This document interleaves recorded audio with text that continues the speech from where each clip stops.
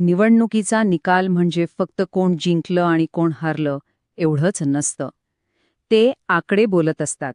ते मतदारांच्या भावना सांगतात.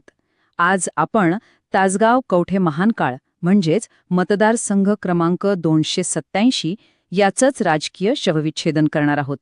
आकड्यांच्या पलीकडे जाऊन लोकांचा कौल समजून घेणार आहोत. आपला हा प्रवास 5 भागांमध्ये विभागला आहे. आधी आपण तिथल्या मातीचा आणि लोकांचा गानोसा घेऊ. मग जनादेशाचा अर्थ समजून घेऊ. त्यानंतर मागच्या 7 निवडणुकांचा इतिहास पाहू, विजयाचा एक ठोस आराखडा तयार करू आणि शेवटी मतदानापलीकडचे शासन म्हणजे काय यावर बोलू. चला सुरुवात करूया. कोणतंही राजकारण हे स्थानिक असतं.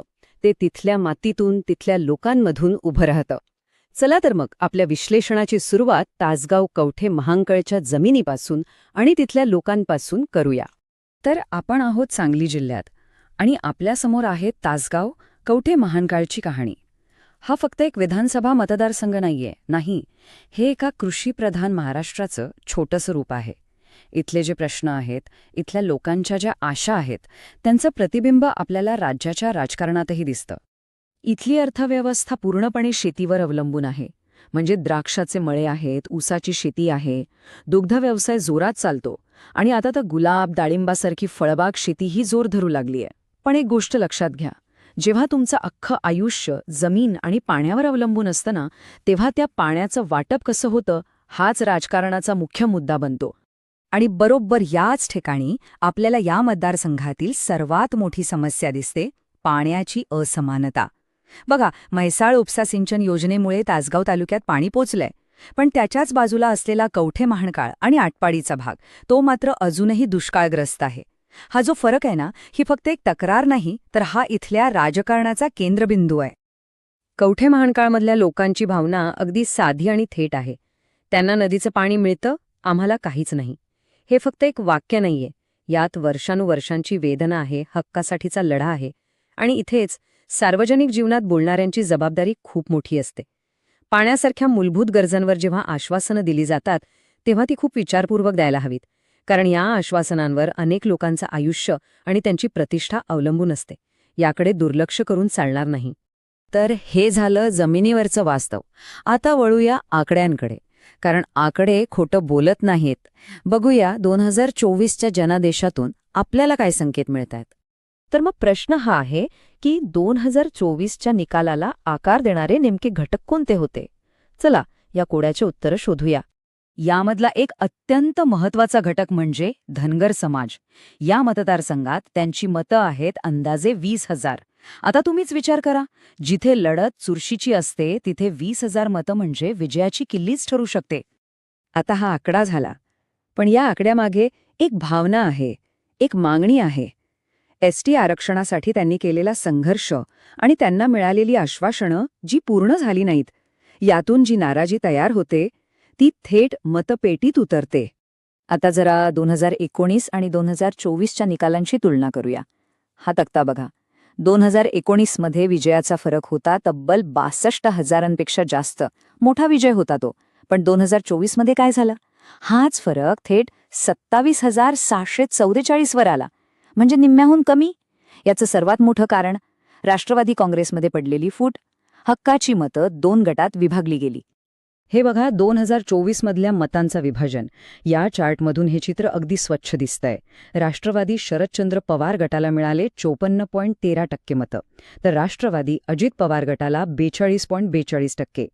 म्हणजे काय, तर मूळ पक्षातील मतं विभागली गेली आणि एक कौटुंबिक वादच निवडणुकीचं मुख्य रणशिंग बनला. आज काय घडतंय हे समजून घेण्यासाठी काल काय घडलं होतं हे पाहणं गरजेचं आहे. चला या मतदारसंघाचा गेल्या 30 वर्षांचा राजकीय इतिहास थोडक्यात जाणून घेऊया. आपल्याला काही महत्त्वाचे धागेदोरे सापडतील. ही टाईमलाईन आपल्याला एक रंजक प्रवास दाखवते. 1995 साली आर पाटील 41% प्रचंड मताधिक्याने जिंकले.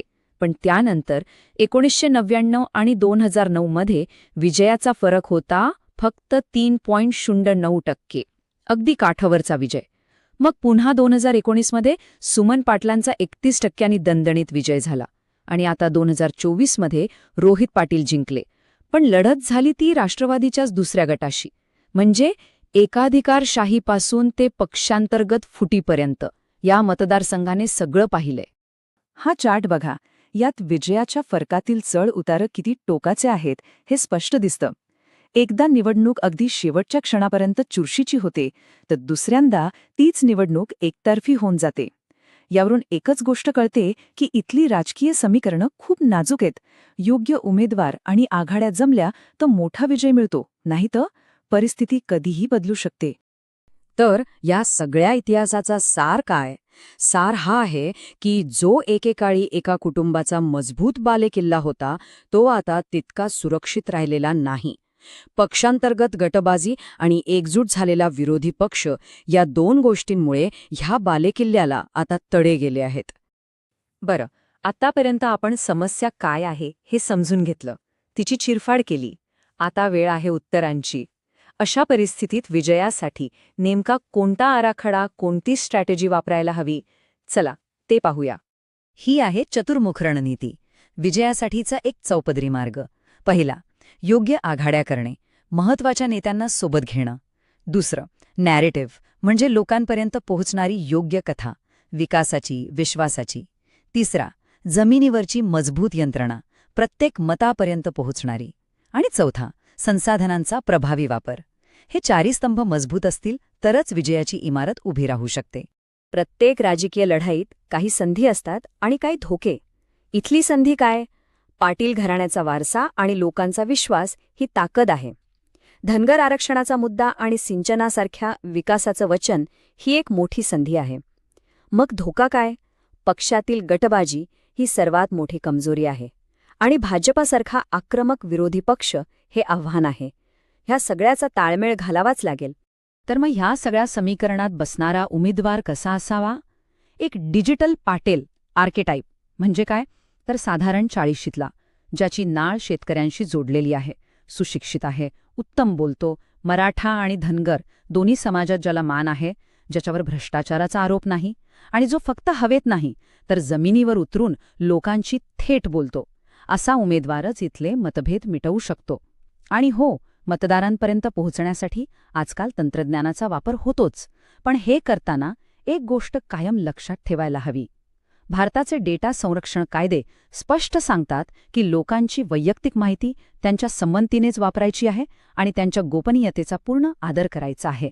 तंत्रज्ञानाचा उद्देश लोकांना मदत करणे हा असावा, त्यांच्यावर कुरघोडी करणे नाही. पण हे सगळं का करायचंय? फक्त एक निवडणूक जिंकण्यासाठी? नाही. अंतिम ध्येय हे मतदानापलीकडचं आहे. ते आहे लोकांचं शासन. एक गोष्ट लक्षात ठेवा, गर्दी विकत घेता येते, आरडाओरडा भाड्याने आणता येतो, पण तुम्हाला विजय हवा असेल तर तो विश्वासच मिळवून देतो. आणि राजकारणात विश्वास हेच सगळ्यात मोठं चलन आहे. शेवटी खरा विजय म्हणजे काय? तो फक्त मतांच्या फरकात नसतो, तर तो लोकांच्या समस्या सोडवण्यात, दिलेली आश्वासनं पूर्ण करण्यात आणि त्यांच्या मनात एक कायमस्वरूपी विश्वास निर्माण करण्यात असतो. हाच खरा जनादेश आहे. जर तुम्हाला लोकाभिमुख नेता बनायचा असेल आणि आपल्या मतदारसंघाचा विकास करायचा असेल तर blueprintstrategies.ai शी mgr@blueprintstrategies.ai वर संपर्क साधा किंवा 08042041602 या क्रमांकावर कॉल करा. राजकारणापलीकडचा उद्देश